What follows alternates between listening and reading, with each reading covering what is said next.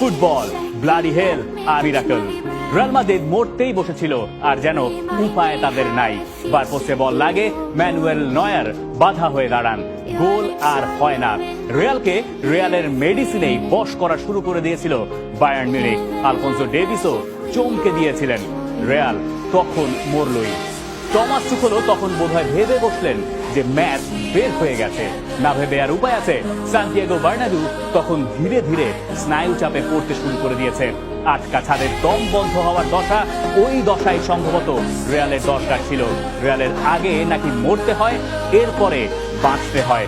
যখন সব আলো নিভে যায় তখন সাদা জাদুতে মোহাবিষ্ট হয়ে যায় কেউ কেউ, নইলে নয়ার এমন ভুল কি করেন? ফ্ল্যাশব্যাকে তখন আপনি ফিরে যেতে পারেন 22 বছর আগের এক রাতে। অলিভার কান, বিশ্বকাপ ফাইনাল, ভুল গোল। আরেকটু পেছনে যান, আরো বছর 3 আগে champions league final, Bayern Munich জিতছে, শেষে এসে 2 গোল, ম্যানচেস্টার ইউনাইটেড চ্যাম্পিয়ন। এরপর স্যার অ্যালেক্স ফার্গুসনের সেই বিখ্যাত উক্তি, ফুটবল, ব্লাডি হেল। এছাড়া আর কি?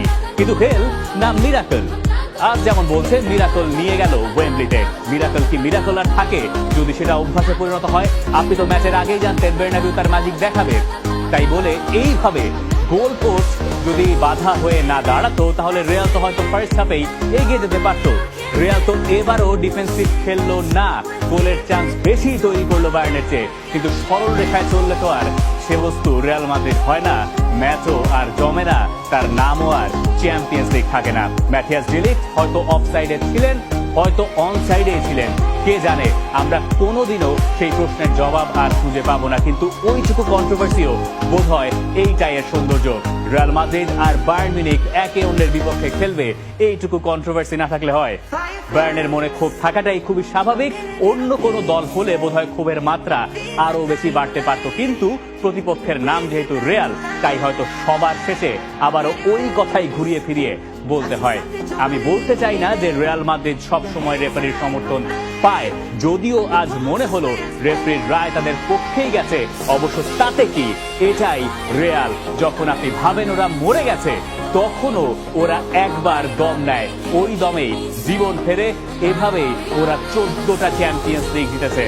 অন্য কোনো দল হলে এত ক্ষোভ নিয়েও আবার কেউ এই দলের এত প্রশংসা হয়তো করতে পারতেন না।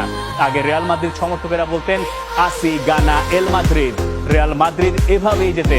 কিন্তু সেটা এখন মানতে বাধ্য হচ্ছেন বাকি সব ফুটবলারও। রিয়াল আর champions league, match made in heaven. Real Madrid মরে না, মেরে ফেললেও তারা দমে না।